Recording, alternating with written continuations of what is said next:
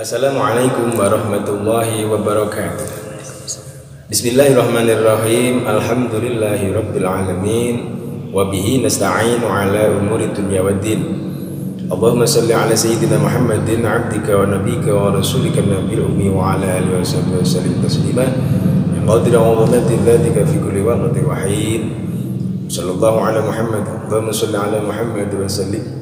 Subhanaka la ilma lana illa ma 'allamtana innaka antal alimul hakim.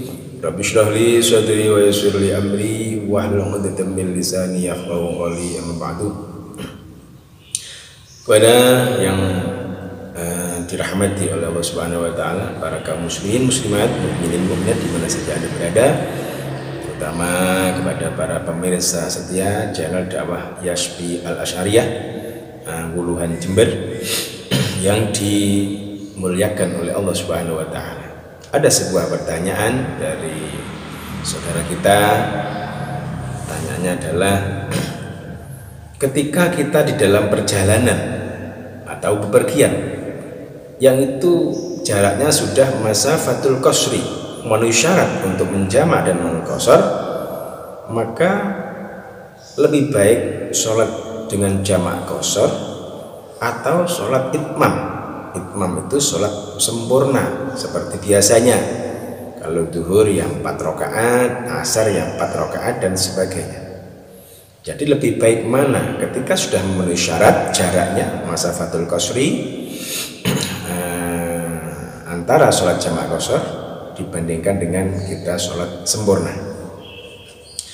Baik, akan kita bacakan ibaratnya ini dari kitab Al-Fiqhul Islam wa Adillatuhu, susunan atau tasnif dari Syekh Wahbah Zuhaili, juz 2 halaman 284. Kan kita lihat dari keempat madhab biar kita tambah mantap, walaupun nanti fokusnya terhadap madhab Imam Syafi'i.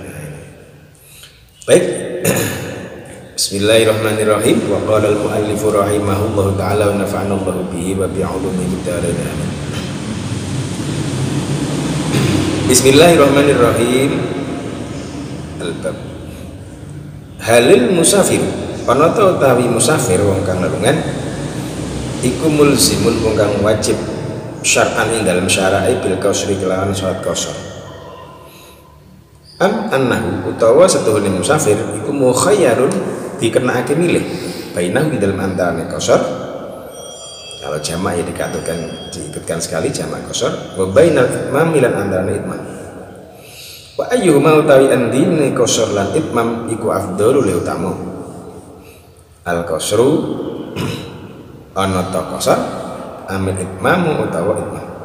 Bab ini menjelaskan bahwasanya apakah musafir orang yang bepergian itu tentu yang sudah memenuhi syarat, sudah marhalata ini rongpos atau kurang lebih kalau di kilometer itu dikruskan itu sekitar 80 km. Ada beberapa perbedaan, ada yang mengatakan 84, ala kuli kaulin, silahkan mengikuti yang mana, semua ijtihad. Apakah orang yang bepergian sudah perjalanan yang boleh mengqasar sholat itu wajib qasar atau diperkenankan untuk memilih antara qasar dan itmam, atau manakah yang lebih baik, qasar atau itmam? Baik, kita lihat yang pertama dari Al-Hanafiyah, madhab Imam Hanafi. Bismillahirrahmanirrahim. Ola dawu sopal Hanafiyatu wong bermadhab bangsa Imam Hanafi, al-qasru ta qasar iku wajibun wajib azimatun tur sinejogan.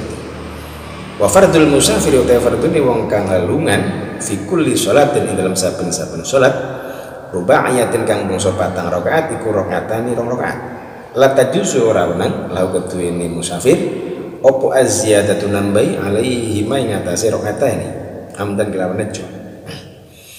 Jadi menurut Imam Abu Hanifah, madhab Imam Hanafi ini ketika dalam perjalanan sudah memenuhi syarat masafatul qasri, yang boleh menjamak qasar dan menjamak salat, maka hukumnya qasar itu adalah wajibun azimatun, wajib hukumnya. Dan setiap sholat yang rubaiyah 4 rakaat itu tidak boleh lebih dari 2 rakaat. Jadi menurut Imam Hanafi, madhab Hanafiyah ini ketika dalam perjalanan sudah memenuhi masyafatul qasri, maka wajib mengqashar sholat 1. Kemudian waqala ndawu sapa Maliki itu Imam Maliki, wong bangsa madhab Malikiyah, ngal masyhuri ngatasi masyhur ar-rajhi kang unggul. Al-qasru utawi salat qasar iku sunnatun sunnah muakkadatun kang dikukuhake li fi'lin nabi krana penggawene Kanjeng Nabi sallallahu alaihi wasallam. Fa inna maqsudune kelakuan iku lam yasihha ora sah nganu saking Kanjeng Nabi fi asfarihi dalam pira-pira lungone Kanjeng Nabi apa ana usune Kanjeng Nabi ku atamma nyampurnake sapa Kanjeng Nabi salat ing salat qatu babar pisan. Kama fil hadis kaya keterangan dalam hadis al-mutaqaddami kang wis disiake an Ibnu Umar saking sahabat Ibnu Umar wa wairan sahabat lan liyane Ibnu Umar. Menurut Imam Maliki madhab Malikiyah, kaul yang masyhur dan rajih yang unggul, hukumnya sholat qasar ini adalah sunnah muakkadah, sunat muakkad. Karena setiap nabi dalam perjalanan itu tidak pasti mengqashar sholat. Tidak pernah Kanjeng Nabi itu ketika dalam perjalanan itu sholatnya imam. Jadi selalu sholatnya adalah qashar. Berbagai hadis dari Ibnu Umar dan lainnya. Baik, itu Imam Hanafi dan Imam Maliki, Hanafiyah dan Malikiyah. Sekarang kita lihat mazhab kita. Wa qala ndawu sapa Syafi'iyah itu kaum bangsa mazhab Syafi'i wal Hanabilah dan Imam Hambali. Al-qasru utawi salat qasar iku rukhsah kemurahan. Malah sabili takhayyuri ing atas dalan kena milih. Falil musafiri mongko iku dene musafir ayyutimma utawi kena nyampurnake sapa musafir au yaqsura utawa kena ngosor sapa musafir. Jadi menurut Imam Syafi'i, Imam Hambali, Malik, Syafi'iyah, Hanabilah itu sholat qasar ini adalah rukhsah kemurahan atau bahasanya dispensasi.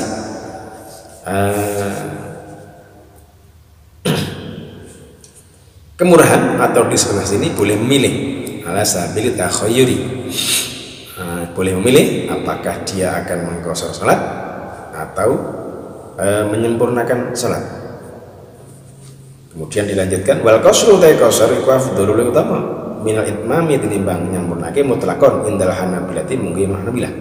Menurut Hanabilah, Imam Ahmad bin Hambal madhab Hambali mengqashar salat itu afdal, lebih utama daripada salat itmam ini secara mutlak. Secara mutlak. Kenapa? Lianna kalau sedaya Kanjeng Nabi sallallahu alaihi wasallam ikut dawama nglanggengake sapa Kanjeng Nabi alaihi ngatasi qasar. Wa kadzal kaya mengono Kanjeng Nabi al khulafaur rasyidun utawi khulafaur rasyidun. Mim ba'di sange sawise Kanjeng Nabi. Wa utawi qasar inda Syafi'iyati mungwi wong kaum bermadhab Syafi'i al masyhuri ngatas mariku afdhalul utama minal itmami tinimbang nyampurnake. Idza wujida dan kana ditemu fi nafsi dalam awake wong karahatal qasri ing sengit qasar. Wa khurujan lan krana metu min khilafi man saking sulayane wong au jabahu kang majibake sapa man ing qasar ka Abi Hanifah kaya Imam Abu Hanifah. Juga senada dengan Imam Hambali madhab Hanabilah, Syafi'iyah, kaum bermadhab Syafi'i dan Imam Syafi'i menjelaskan bahwasanya kaul yang masyhur qasar itu adalah afdalu minal itmam. Salat qasar adalah lebih utama daripada menyempurnakan salat ketika dalam perjalanan. Dalilnya adalah kalau ayatnya kita lihat di sini surat An-Nisa ayat 101. Bismillahirrahmanirrahim. Falaisa 'alaikum junahun an taqsuru minas shalah. Falaisa mangkoranikum 'alaikum ing atas kabeh apa junahun dosa apa an taqsuru yen tang mengqashar sapa sira kabeh minas shalah saking salat. Ini menjelaskan bahwasanya salat qashar itu ada rukhsah kemurahan. Kemudian hadis yang sudah disebutkan di atas tadi. An Ibnu Umar radhiyallahu anhu, shadaqatun tasaddaqallah. Utawi salat qasar iku sedekahun sedekah. Tasaddaqah kang gawe sedekah sapa Allah Gusti Allah dia kelawan sedekah. Alaikum ing atase sira kabeh. Faqbalu sedekatahu, faqbalu mengko nrimo sira kabeh sedekatahu sedekah Allah. Jadi salat qasar itu adalah sedekah dari Allah. Maka kalau kita menerima sedekahnya, Allah akan ridho. Kalau orang itu diterima sedekahnya senang. Juga hadis yang lain, kalau ndawi Kanjeng Nabi sallallahu alaihi wasallam, innallaha sunni Gusti Allah ku yuhibbu demen sapa Allah antuk tak ing yen ditekani. Apa rukhasuhu bila kemurahane Allah, kama yuhibbu kaya demen apa antuk tak ing yen ditekani apa azaimu bira-bira kewajiban saking Allah. Jadi Allah itu senang kalau pemberiannya, kemurahan-kemurahan di semasa itu diterima oleh hambanya, sebagaimana Allah itu juga senang ridho ketika kewajiban-kewajiban darinya diterima dan dilaksanakan dengan sebaik-baiknya oleh hamba-hambanya.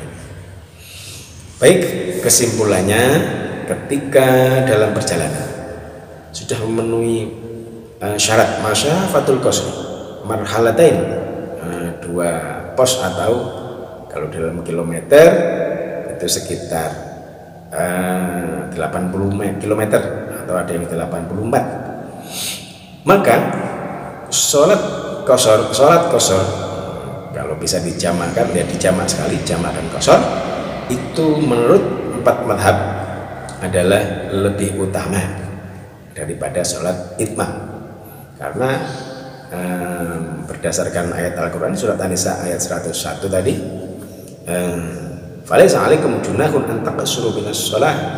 Kemudian hadis Nabi, beberapa hadis diantaranya salat qasar itu ada sedekahnya Allah, shadaqatun tasaddaqallahu alaikum faqbalu shadaqatallah, shadaqata. Salat qasar itu adalah sedekahnya Allah kepada kita semua kaum muslimin.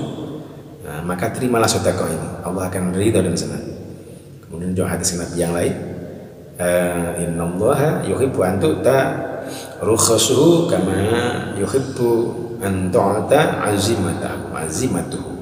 Allah itu senang ketika kemurahan-kemurahan kemudian dispensasinya yang diberikan kepada kita ambil, kita terima, sebagaimana Allah juga ridho dan senang ketika kita dalam keadaan di rumah tidak bepergian itu melaksanakan perintah-perintahnya dengan secara sempurna, secara itmam. Jadi kesimpulannya adalah ketika dalam perjalanan sudah memenuhi syarat masyafatul qasri, jarak perjalanan 2 pos atau sekitar 80-84 km, maka sholat jamak qasar, sholat qasar itu adalah lebih baik, lebih afdal daripada sholat itmam yang akan menjadikan Allah ridho dan senang kepada kita. Itu jawabannya. Tapi meskipun seperti itu, ketika ada yang melaksanakan sholat dengan itmam, mungkin waktunya longgar, itu tidak menjadikan dia dibenci oleh Allah, biasa saja, Allah juga ridho. Cuman kalau dalam bab ini adalah yang ditanyakan afdalnya, maka lebih utama adalah sholat qasar, karena Allah tahu sayang pada kita, karena memang namanya perjalanan itu, pergian itu qit'atun minal adzab. Ya, mungkin kalau sehari 2 hari enak, kalau sudah beberapa hari itu adalah susah. Maka Allah tahu, lebih paham kepada kita, lebih kasihan, belas kasihan kepada kita, sayang pada kita, maka dimudahkan dengan sholatnya, dengan qasar tadi. Kita terima dengan senang hati kemurahan Allah ini, mudah-mudahan dengan itu, dan memang Allah lebih ridho ketika itu kita terima dengan ikhlas dan lapang. Jadi jawabannya lebih afdal sholat qasar daripada itmam. Dasarnya sudah jelas tadi ayat Al-Quran. Kemudian madhab 4, madhab kita juga seperti itu. Dasarnya adalah diantara dari kitab Al-Fiqhul Islam wa Adilatuhu juz 2 halaman 284. Terima kasih, mudah-mudahan jadi ilmu bermanfaat, barokah fid dunya wal akhirah. اللهم إني قد استودعتك ما قرأت وما سمعت وما كتبت وما حفظت فرددته إلي عند حاجتي إليه واجعله لمن نافع بارك لي في الدين والدنيا والآخرة سبحانك اللهم وبحمدك أشهد أن لا إله إلا أنت أستغفرك وأتوب إليك سبحانك اللهم وبحمدك أشهد أن لا إله إلا أنت أستغفرك وأتوب إليك سبحانك اللهم وبحمدك أشهد أن لا إله إلا أنت أستغفرك وأتوب إليك اللهم صل على سيدنا محمد صلاة تغفر بها الذنوب وتصلح بها القلوب وتنطلق بها العنصب وتلين بها الشعوب وعلى آله وصحبه ومن إليه منسوب ولكم منكم آخرنا السلام عليكم warahmatullahi wabarakatuh.